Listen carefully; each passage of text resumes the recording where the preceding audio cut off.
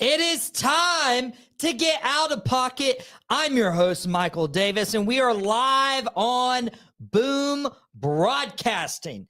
This is our final episode before the Thanksgiving week, and just some housekeeping. This is why we went a couple minutes early, because we got a lot to cover today here on Out of Pocket. First things first, we have our modified Thanksgiving schedule this week. Our modified Thanksgiving schedule kind of looks like what it was today. Quick Hits dropped at 12. An extended Dad and the Boys special dropped today at 3. And then, of course, you got Out of Pocket right now live. Tomorrow, we'll have Drop the Mic at its normal time of 3. We'll have Lombardi Party at its normal time of 6. But Dad is dropping Starstruck tomorrow at noon in the time slot of your usual Sideline Savants programming. We'll give Wayne and Jason a couple days to spend with their family after they're here on the show later on to talk some NFL predictions. And then Thursday, we'll have Dugout Debrief. Friday, we'll have the SmackDown Nightcap. Saturday, we'll have the Man Behind the Mic. And Sunday, we'll wrap up your Thanksgiving weekend with a live Gridiron address hosted by Aaron Schneider between the afternoon and the primetime Sunday game. And we're going to talk about some of these games later on. We'll have Jason from 3 from Deep and Sideline Savants on the show. We'll have Wayne from Sideline Savants, and we'll welcome back Cody from Drew Code Sports Talk. But I want to get into these top quarter rankings. And in addition, we're going to go into some breaking news that dropped earlier today before I get these guys on. So without further ado, I want to go ahead and I want to start talking about my top quarter rankings. And coming in at number 8, welcome back to the NFC North Zone, Minnesota Vikings. Yes, we got the Minnesota Vikings here in our top quarter rankings. Welcome back. The Minnesota Vikings this past week won. And now they're at an astonishing 9-2 after an overtime victory against the Chicago Bears. They held on after leading 27-10 after the third quarter. They held on in overtime. And let's just go ahead and say, Caleb Williams, you are doing the best you can with what's been given to you. So there's no shame in the number 1 overall pick for Chicago. But Minnesota, I debated whether I wanted Minnesota in this 8 spot or another team, because there is a very close margin between my top 4 teams, my 3 to 4 teams. And then the 6 is pretty solid. The 7, between 7 and 10 is where I'm finding a lot of discrepancy. But Minnesota, you can't be 9-2 at this point in the season. And by the saying goes, you are what your record says you are. Minnesota dropped 2 straight games, one to the Detroit Lions, who are definitely on these top 4 rankings, and one in LA on the road against the Rams. They had a 5-0 win streak at the beginning of the year. They are on a 4-game win streak now. And looking at this schedule, they can really show that they are legitimate. Minnesota has Arizona next, and then they have the Atlanta Falcons, and they've played their final game in the month of November.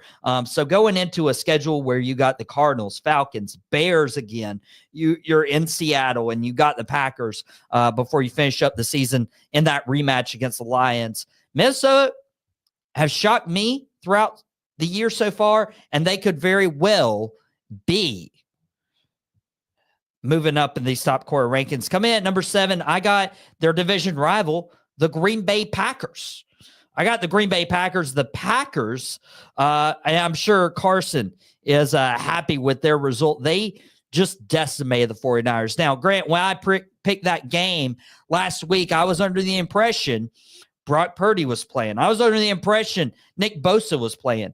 But still, if you're blowing out the 49ers by 28 points, you're doing something right.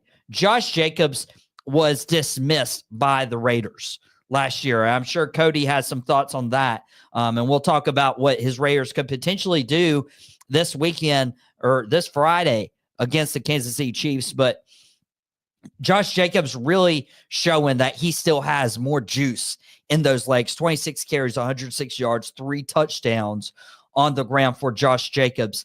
But the Packers just find ways to win. And for the fact that they did blow out the 49ers, whether that was on the back of Brandon Allen, they really held Christian McCaffrey in check. 11 carries, 31 yards, 3 catches, 37 yards. Christian McCaffrey was almost a non-factor, and Green Bay sitting at 8-3.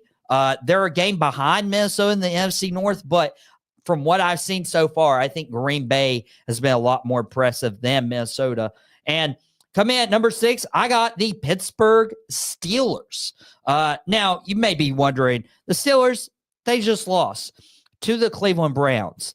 Why do you still have Pittsburgh in your top 8 in the NFL? Well, the Steelers are 8-3.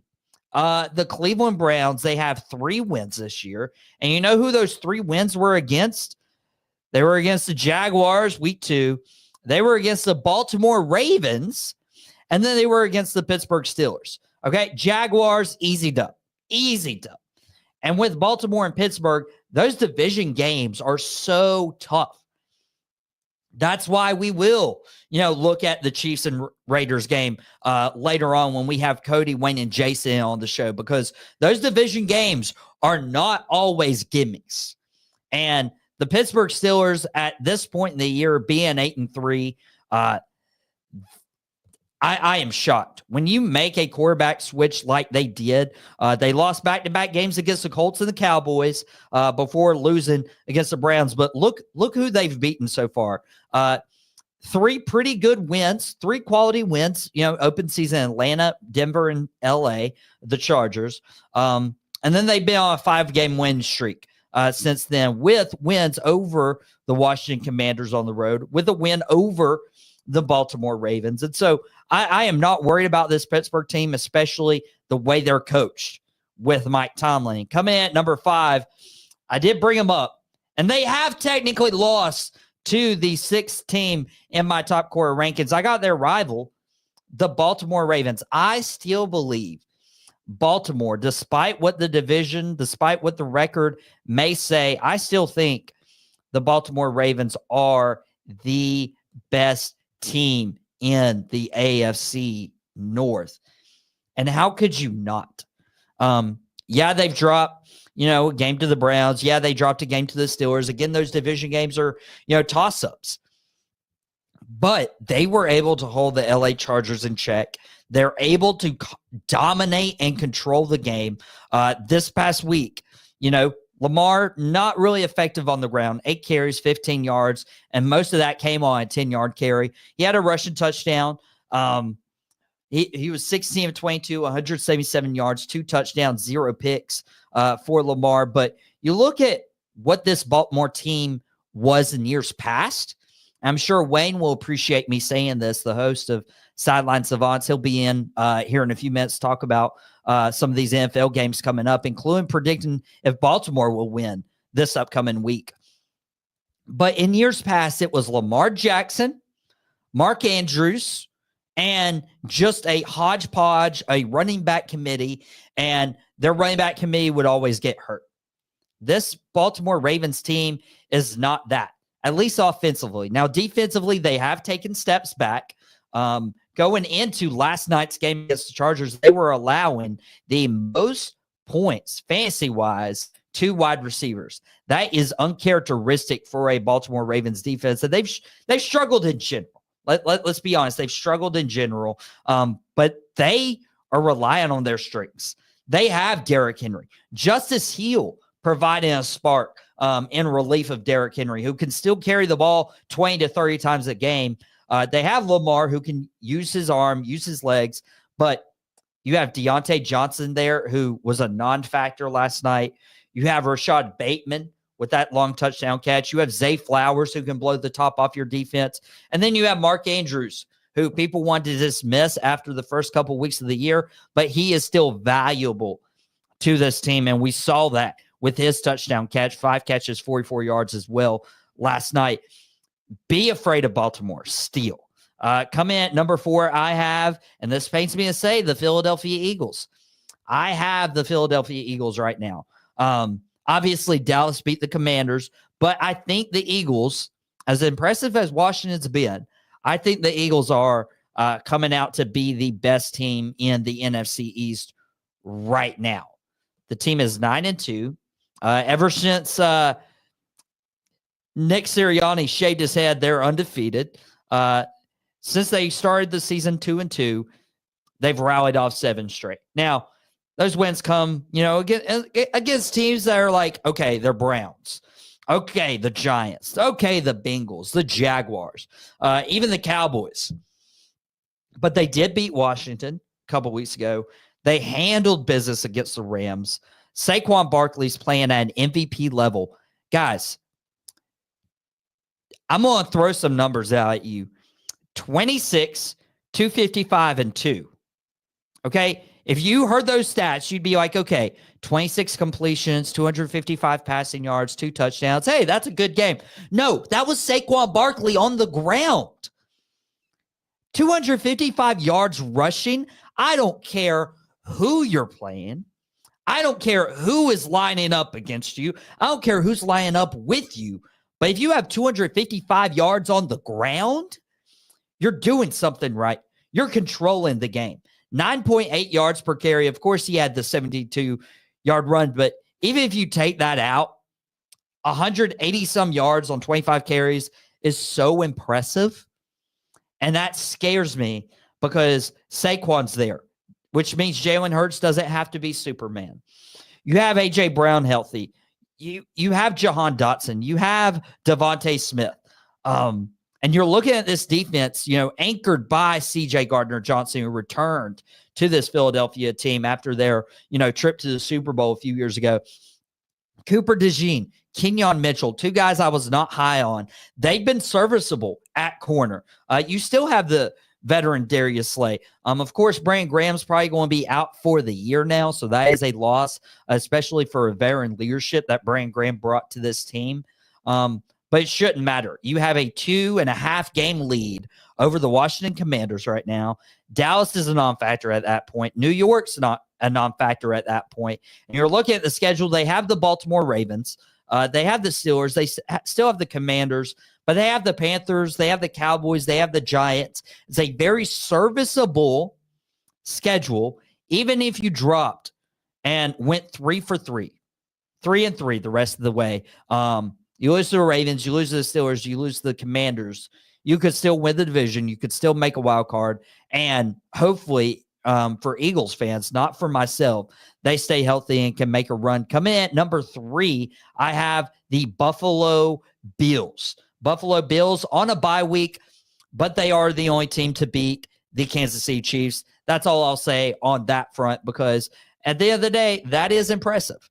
Kind of like the Detroit Lions have been this year, coming in at number 2. They're 10-1. They go on the road. They beat the Indianapolis Colts, and it really wasn't, close.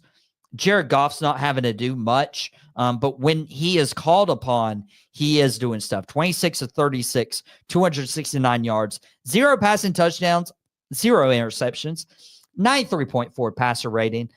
It's going to get it done because this is a complete team. Jahmyr Gibbs, David Montgomery taking a lot of pressure off Jared Goff. Jamison Williams, Amon-Ra St. Brown, Sam Laporta. Any of these guys could show up on any given Sunday and help this team. And again, we've said on the show before, various guests, you'd run through a wall for Dan Campbell. And Detroit would do that and come in. Number 1, I still have the Kansas City Chiefs. There is a little bit of concern. They lost the Buffalo Bills, so you're like, okay, they're going to come back more energized, and they're going to give the Carolina Panthers fits. It's a recover, regroup game. Try out different things. Well, Kansas City Chiefs showed that they need to work a little bit more. Mahomes didn't have a bad game. 5 carries, 60 yards, 27-37, 269 yards, 3 touchdowns, 0 picks. But you're looking at what the Chiefs allowed Bryce Young to do. Bryce was a factor. This is probably one of Bryce's better games of his career. But you're also looking, the Chiefs offensive line gave up 5 sacks to a team that lost Derek Brown due to injury, traded away Brian Burns. They made Jadeveon Clowney look like the old Gamecock version of himself.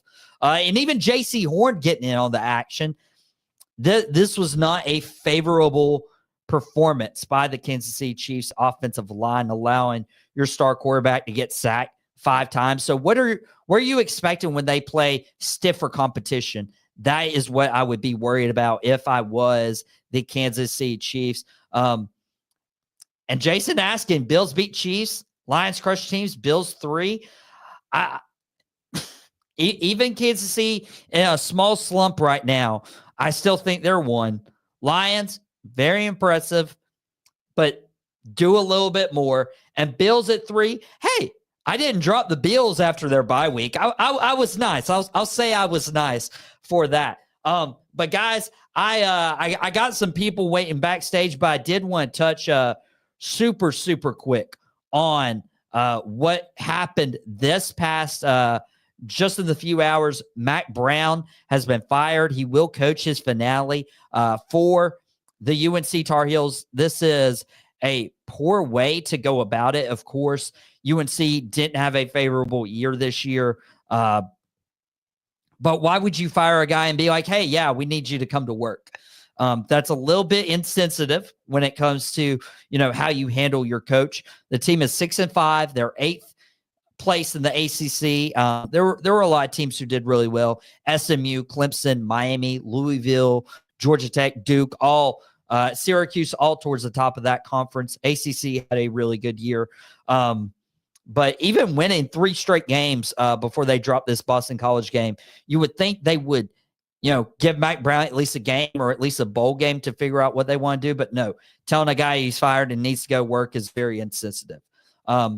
But I won't be as insensitive to some of my guests, even after Jason complained about, one of my top core rankings, because we got NFL picks. Let me introduce these guys one by one. First, you know him. He's your co-host of Sideline Savants. We got the commish, probably doing better in fantasy in some leagues than others. We got Wayne in the building. Wayne, how are you doing, my friend? I'm doing very well. How are you? Doing pretty good. Your Ravens ranked 5th in top core rankings. The rest of the panel, including myself, didn't have a team close to the top core rankings, so you should be happy.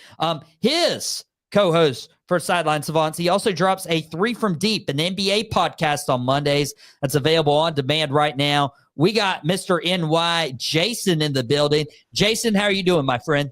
Fantastic. How we doing, guys? We are doing awesome. And then we have... He's been on a few times predicting some NFL. I was on his channel, Drew Code Sports Talk. It was one of my favorite interviews. I don't usually get to be interviewed. So it was quite a fun time. I think we were playing for an hour and we ended up going almost 2 hours. And then we talked for like an hour additional, non-recorded. And there's some of the best conversations that happened there. We talked about boom broadcasting. We talked about football. We talked a little bit about pro wrestling.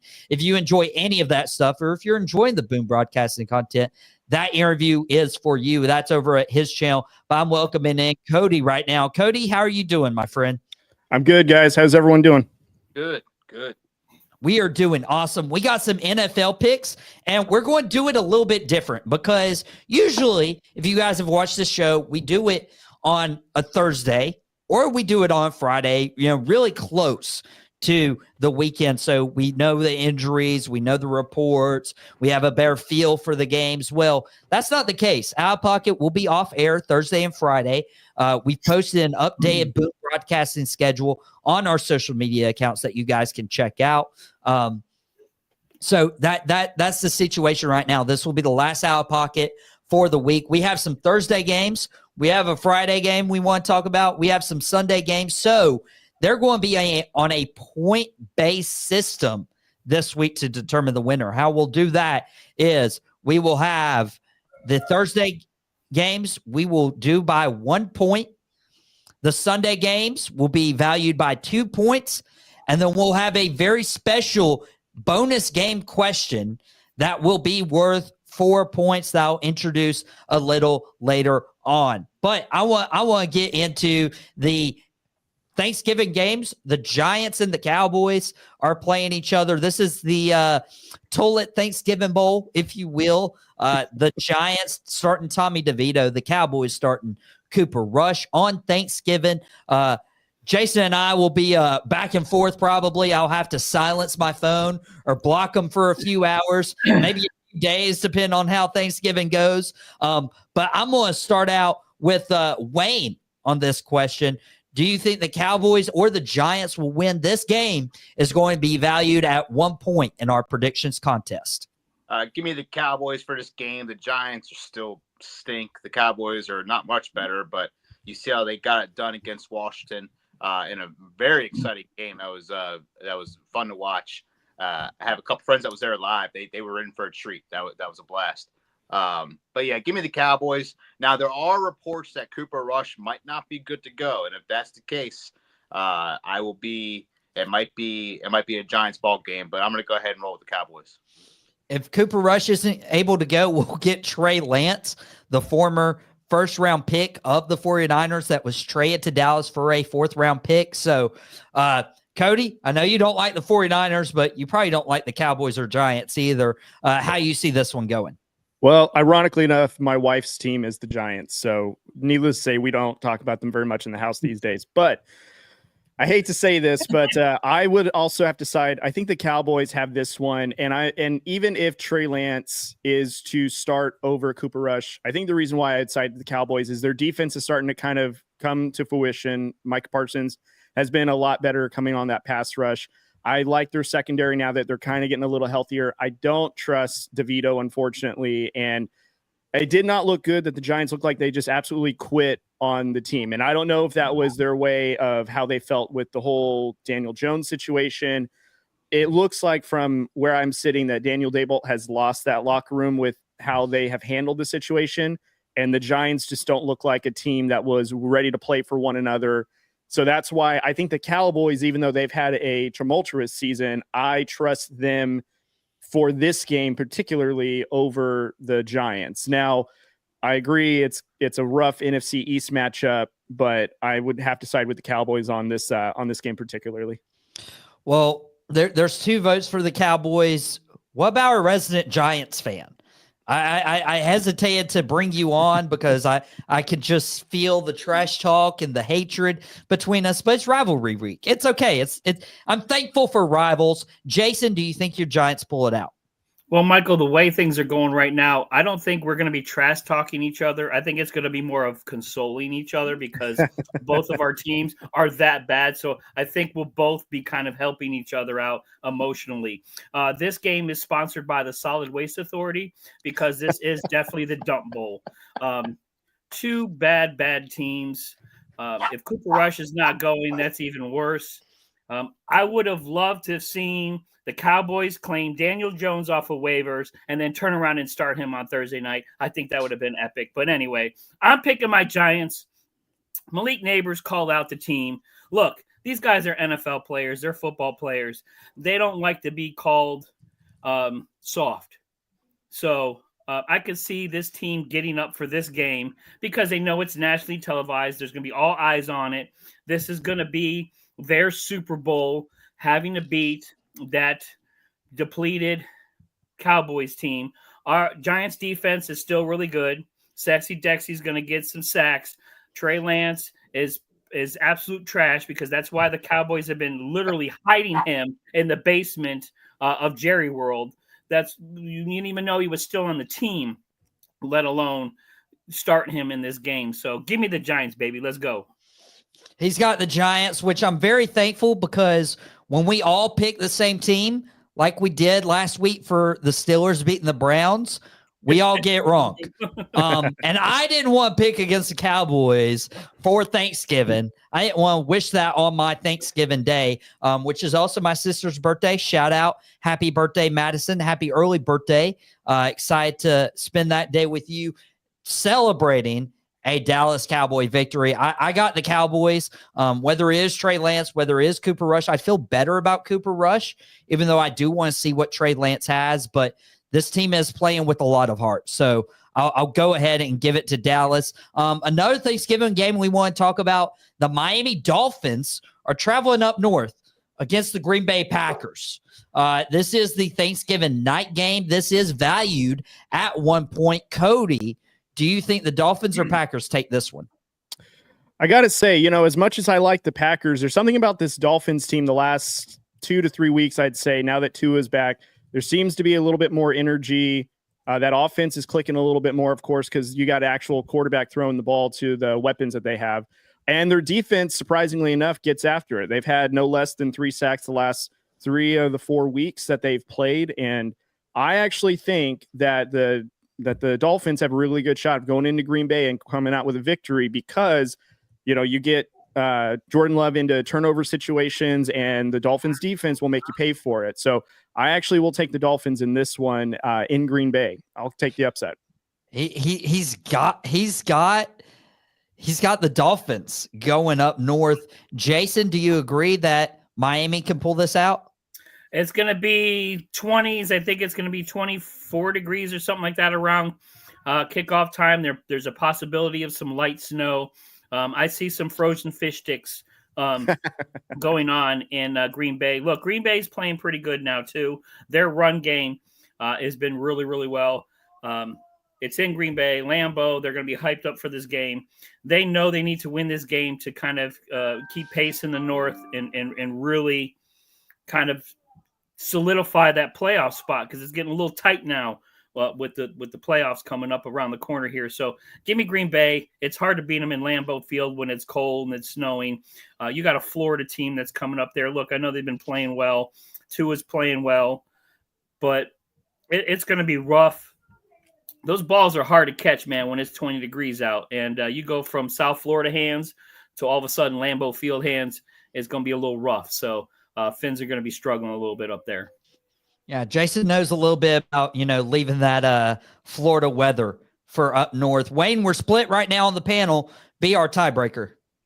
Give me the Dolphins. I'm going to go with the Dolphins upset as well. I like what Tua's doing since he's been back. He's getting people involved in the game. Jason, do you agree it's been fantastic a couple weeks. Not to mention a running game. They're doing that Mozart plus 8. So give me the Dolphins to upset the Packers.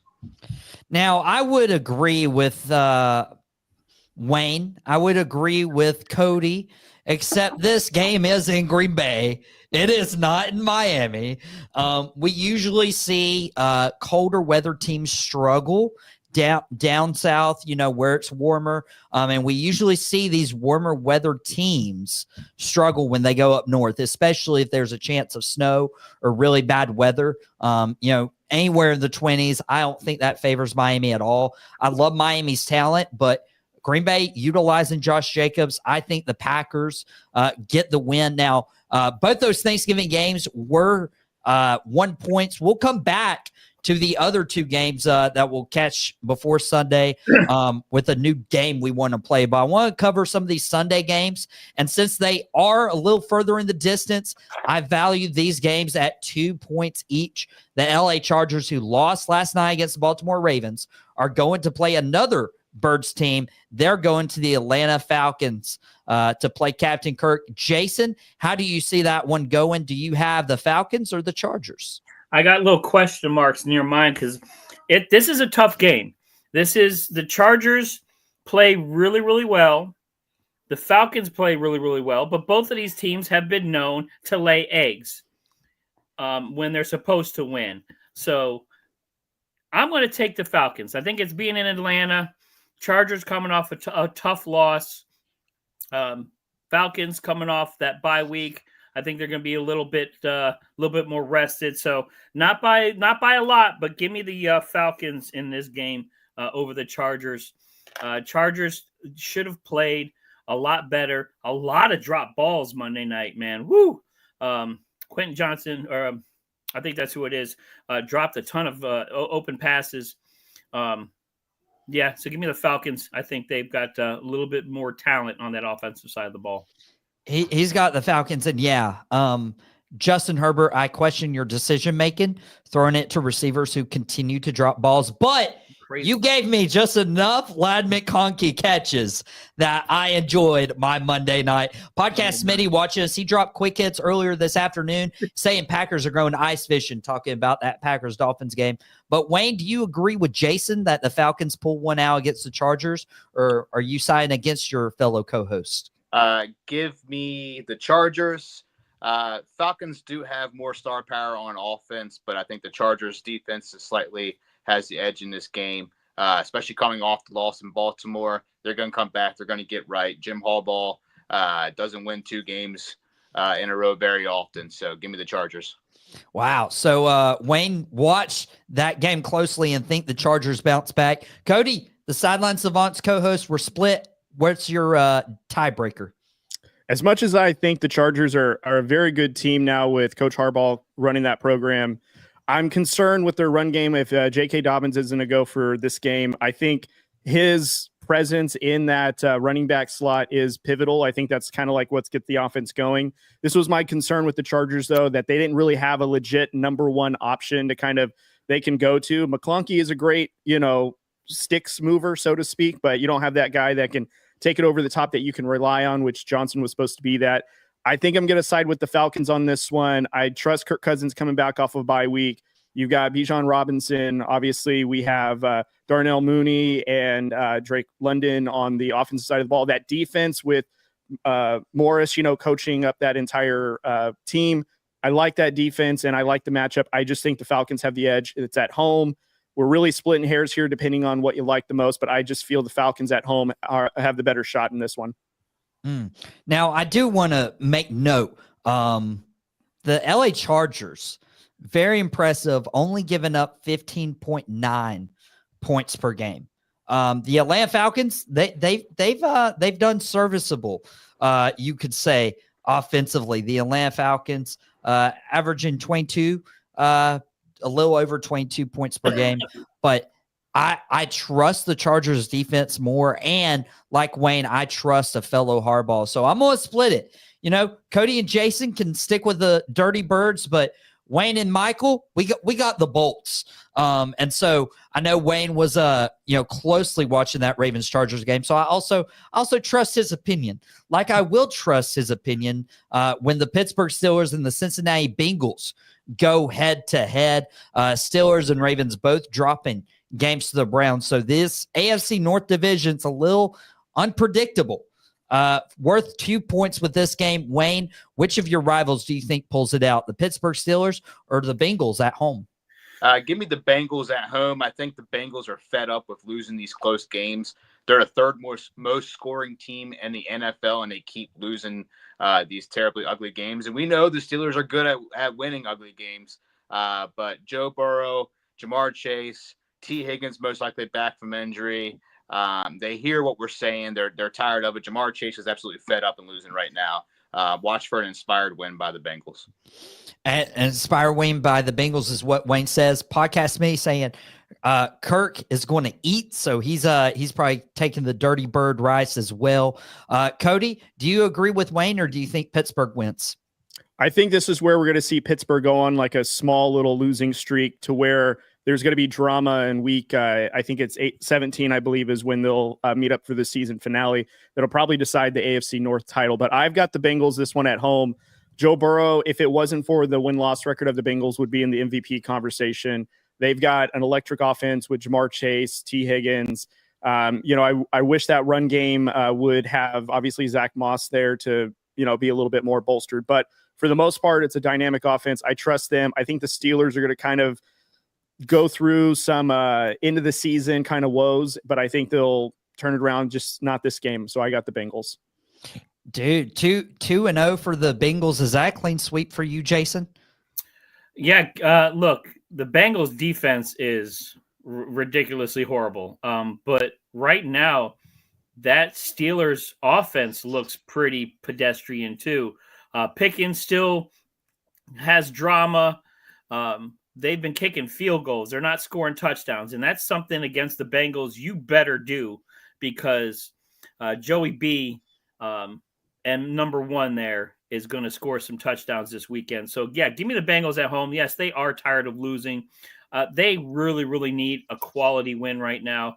That Steelers offense just does not look good. I mean, they have just been really boring. There's no big plays going on. They're kicking field goals. Boswell's the only bright spot the last 2-3 weeks on that Steelers team. This is the time of year. Yes, defense wins championships, but in the NFL today, you better drop 30. And they're going to need to drop 30 on the Bengals, and I just don't see the Steelers doing that. Now, this is interesting. Podcast Me also saying the Bengals lose this game, Zach Taylor should be fired. So he's going to be fired at the end of the season anyway. Yeah, it's going to happen. There's no unless they go on an absolutely ridiculous run to get into the AFC Championship game. Zach Taylor. This is Zach Taylor's last seaon. There's no way. Yeah.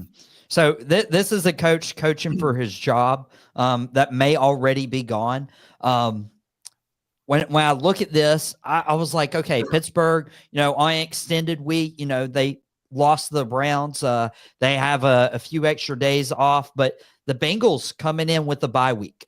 They obviously had time to watch Pittsburgh, and they had time to put a game plan together. I'll go ahead and say this. Podcast Me's comment about Zach Taylor should be fired if the Bengals lose this game. I don't know if you just go ahead and fire him and see what coordinators underneath him can do if the Bengals lose this game, which I honestly see happening because I'm going to take Pittsburgh. Pittsburgh needs this win to stay afloat with Wayne. I know Wayne doesn't like hearing that because he wants his Ravens to win the AFC North, but Steelers, especially after dropping that game to Cleveland, will show that they are better than the two Ohio teams and not going to take back-to-back losses. Now, Wayne, you're a Ravens fan. They host the Philadelphia Eagles, so I hope you guys win, but I'll predict that after the entire table. Worth 2 points. I'll go to Wayne last for this. The Philadelphia Eagles on a hot streak right now in Baltimore. Cody, we're going to see the two best running backs in the NFL right now. Two guys that I made a case for the MVP award yesterday. Face off. Who do you think wins? Saquon and the Eagles or Derrick Henry and the Baltimore Ravens? This is probably the game of the week, if I'm being honest. If I had to just a knee-jerk reaction, if I'm going based on momentum and how everything's rolling, I have to side with the Eagles on this one. I know it's in Baltimore. That's a hostile environment. I just think that the Eagles have a lot of weapons that are going to give the Ravens defense some trouble. Saquon Barkley, with how versatile he is, I think is going to cause a lot of issues. I do think that Derrick Henry, though, is going to do what Derrick Henry does against the Eagles. And I think, to be truthful, this couldn't be any more of an even match. Arguments could be made that we're maybe getting a Super Bowl preview, but if I had to determine in this game who I would side with, I think I like the Eagles a little bit more just with the matchups. And I think their defense can handle, whatever the passing attack is that Lamar Jackson and the Ravens have. Slowing down Derrick Henry's another story, but I think the Eagles just have too much for the Ravens to handle. So he's got the Eagles. Jason, do you think our NFC East rival can beat the Baltimore Ravens? This is going to be a great game. You talk about two MVP candidates clashing right now with Saquon and Lamar. This is going to be a very exciting game. I side with the Eagles a little bit more just because they have a little more of a dynamic offense. The Ravens are just not consistent. Freaking Derrick Henry, I needed three more points from you last night, man. You could have got me a win in one of my fantasy leagues, but give me the Eagles. I think the Eagles defense plays a little bit better. I like the way they're a little more consistent. Again, Lamar Jackson, outstanding talent, but sometimes he lays an egg, and he's proven that this year. He's had some really, really bad losses this year. And the Eagles know that they have to win out and really show, because I don't think there's going to be two teams coming out of the NFC East in the playoffs this year. I don't know if with the Commanders, if they can get right and start winning games again. I think whoever wins the East is going to be the one in the playoffs with the NFC North, racking up points. So give me the Eagles. I think they win in a close one. That stupid tush push drives me insane, but it is their secret weapon, and there's not a lot of teams that can handle that. And the Ravens defense, I don't know. I mean, they showed up against the Chargers, which was very impressive. They held them down pretty good. But I just trust the Eagles a little bit more. So give me the Eagles. Fly, Eagles, fly. And that made me nauseous to say that, too. It made me nauseous to hear it. That's why I don't invite Eagles fans on the show often. Even though John popped in last week. I appreciate him. Rick 8-Bit listening. Ravens can stop the run but can't stop the pass. If Eagles attack through the air more, they win. Rick's a Ravens fan. But we're going to hear from another Ravens fan, Wayne. There's been some hay on your Ravens team right here. Are you going to back them up? The Ravens did stop the Chargers, but the Chargers do not have a legitimate wide receiver one. I mean, Lamakonka, like Cody said earlier in the podcast, first of all, he's a chain mover, but he's not really a star. I mean, you look at what the Eagles has in that offense, and their offense is much more high powered.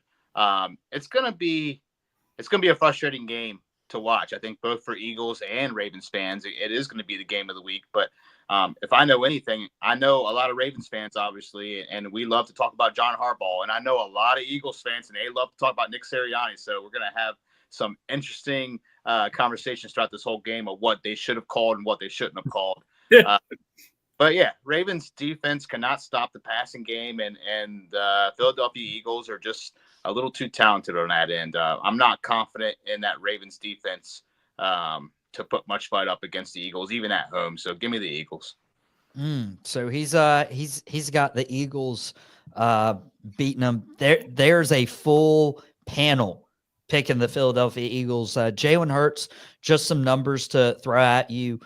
He has a 102.3 passer rating. He has 13 touchdowns, 5 interceptions through the air, 69% completion percentage, and 2,300 yards, and averaging about 216 yards per game. So it's going to be a running attack, but they are going to have to figure out a way to strategize how to stop both runs, and then also the pass. And I think that is the concern right now. Rick 8-Bit saying, how funny if this is a 10-3 game.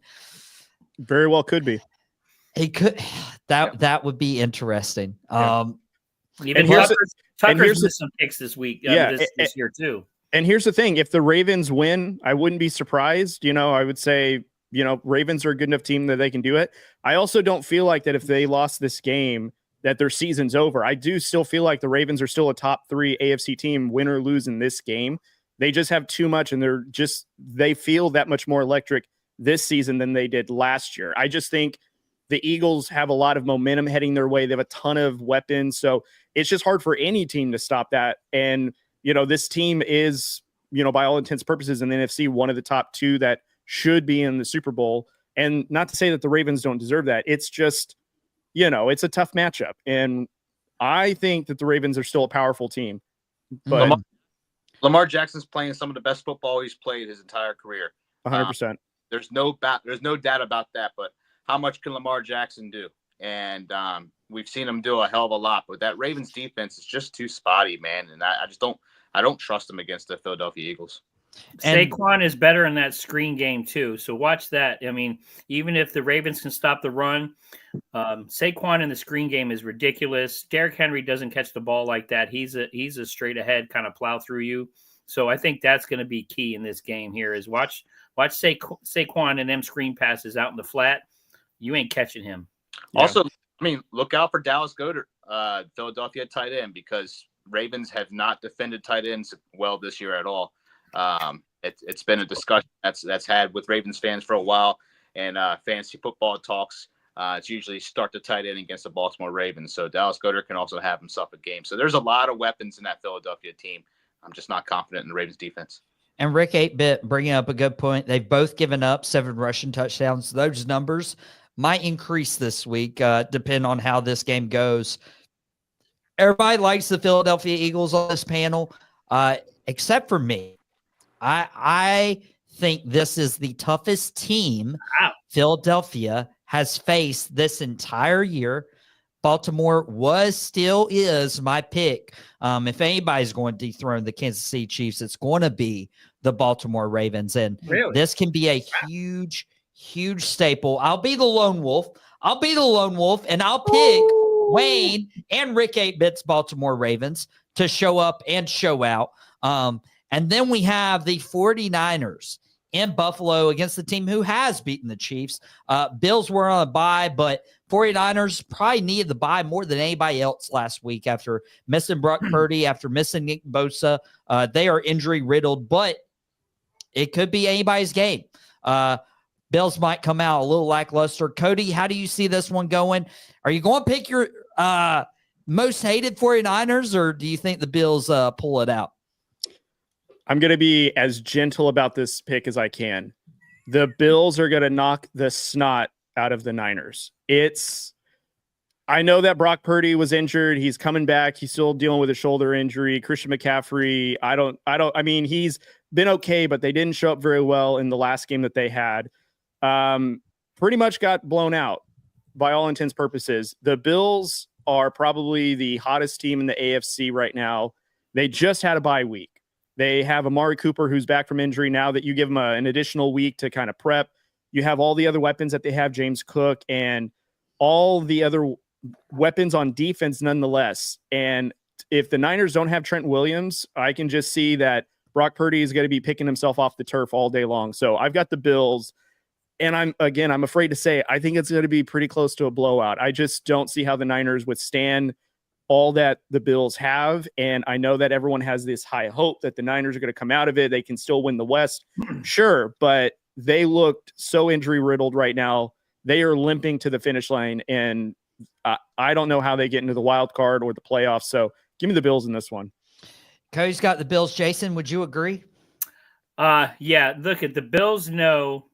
Look, right now, Josh Allen is like the sneaky guy, again, coming up from the outside on that MVP watch, because we're talking about Saquon, we're talking about Lamar, but Josh Allen's playing really, really good football right now. And look, they know they need to win these games. They have an easy game, essentially, this weekend, the 49ers. Then they got the Rams. Then they got to go play the Lions.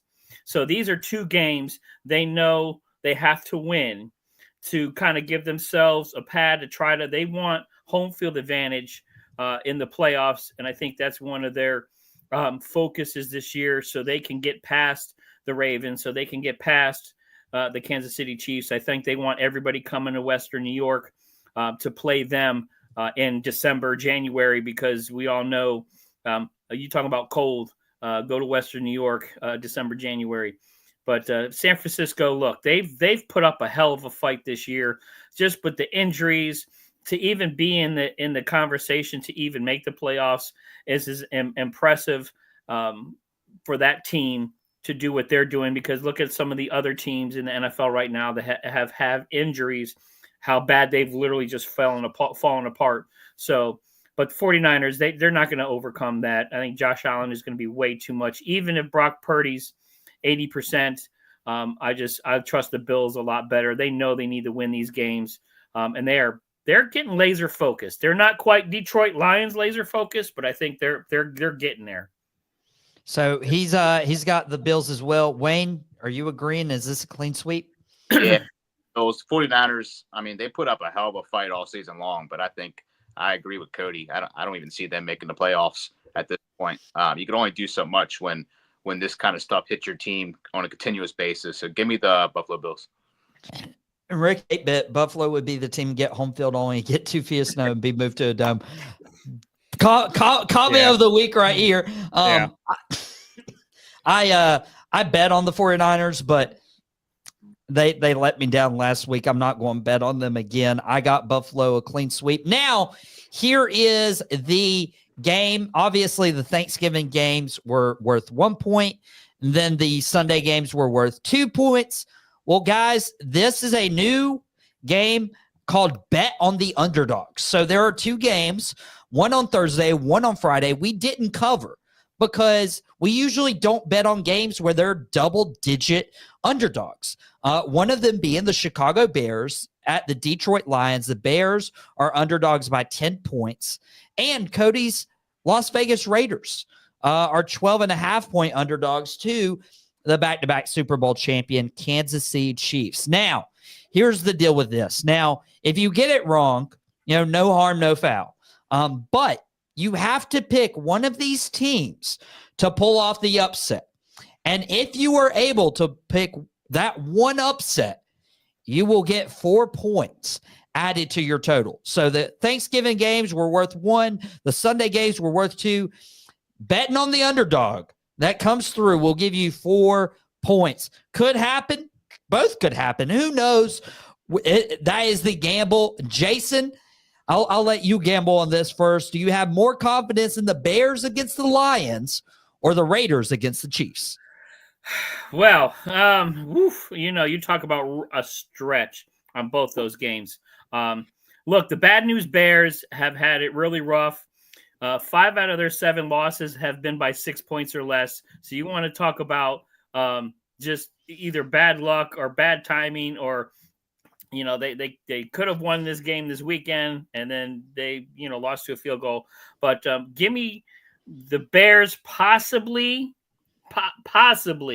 beating Detroit this weekend, because Detroit could be looking forward the next game, because they play a Thursday night game next week against the Packers. So the only hiccup possibly for the Bears to win is that Detroit's kind of looking forward to the next game. But give me the Bears possibly beating the Detroit Lions, because he's going to catch the Lions sleep tonight. The Lions sleep tonight. So give me that one. Don't charge me extra for that solo we just got there. You're no Taylor Swift, but we have a Swiftie. It's our commish, Wayne. Wears that loud and proud. Wayne, do you think it's a better chance Chicago beats the Lions or Vegas beats the Chiefs? I'm sorry, Taylor, but I'm going Vegas beats the Chiefs. Listen, I know the Chiefs have a great record, and I know we're talking about a three-peat and all that, but I really don't think they're all that fantastic every time I watch them. I mean, Mahomes does what he needs to do to win the game, but it's not really anything too impressive, and it screams another upset for me. I don't see the Bears going in there and taking down the Lions. The Lions are on a whole nother level right now. And Michael, I would put the Lions at number 1 if I was making your rankings. So give me the Vegas Raiders to upset the Kansas City Chiefs. Wow. So Cody, Wayne has faith in your team, the Raiders. They might be potentially starting Desmond Ridder this week. Who do you think pulls the upset the most, Chicago or your Raiders? Well, here's the deal. So the last Raiders quarterback to beat Mahomes was AOC, and actually he was brought back from the IR and has a chance to start for this Black Friday coming up. So we could have the Mahomes negator, I guess we can call him. That 100%. So we'll see. But I will say that the Chiefs are in a complacency that I can see that the Raiders might sneak and get a win here. And the Raiders have, obviously they don't have Luke Getz anymore, so we can see a little bit more of the run game. The defense, Max Crosby going against Kansas City always brings his best. And I know that last year the Raiders spoiled the Chiefs' Christmas. The Chiefs did get us back earlier this year in Allegiant Stadium, but now we're in Kansas City for a Black Friday, for essentially a post-Thanksgiving day. So I think I will take my Raiders in this one as well. I just think that division rivalries, they play up. And if I'm being completely transparent as a Raiders fan, we are in a win-win situation. If we beat the Chiefs this year, out of 3 games, we beat the Chiefs. If we don't, we get closer to the number 1 pick. That makes me happy too.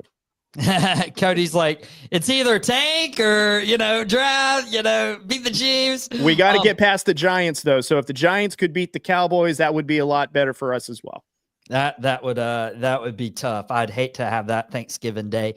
But I'll be honest, I can't, as much as Kansas City's just slumped the last couple games, I can't pick the Raiders over them.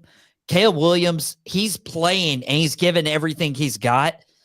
Detroit has only lost 1 game. Somebody has to stop them. It has to be a division game. I'm on a side with Jason, and I think the Chicago Bears have the best chance. So betting on the underdog, we're split. Cody and Wayne are picking Vegas over the Chiefs. Me and Jason are picking the Chicago Bears over the Lions, and maybe neither of us get those 4 points. But I know one thing, we may all get the 4 points. Who knows? That's the great thing about betting on the underdog. Guys, Rick 8-Bit saying, have a good Thanksgiving, gentlemen. And that's why I hope you guys have. This is going to be awesome. We have the Boom broadcasting schedule on our social media pages. Wayne and Jason will have tomorrow off, well-deserved. So I promised them they would be able to get out and enjoy some turkey. Again, Cody and I had an interview on Drew Code Sports Talk, that YouTube channel. So that is available on demand. Go subscribe to their channel. If you haven't subscribed yet to Boom, go subscribe here. We're all in this together, and we're all creating content that you guys enjoy, whether it's on Boom Broadcasting or Drew Code Sports Talk. But guys, that'll be it. Happy Thanksgiving. We have all the shows enabled for you. We have Quick Hits and Dad and the Boys from earlier today. Starstruck Drop the Mike Lombardi Party tomorrow. Dugout Debrief will drop on Thanksgiving Thursday. SmackDown Nightcap on Black Friday. Man Behind the Mic on Saturday. And Sunday, we'll be back for the Gridiron Address talking about all of these games that happened on Sunday. But guys, I appreciate y'all so much. Everybody have a great Thanksgiving, and we'll see you back on Outta Pocket next Monday. Well, that's it. I really hope you enjoyed it. We had a ball making it. Thank you very much.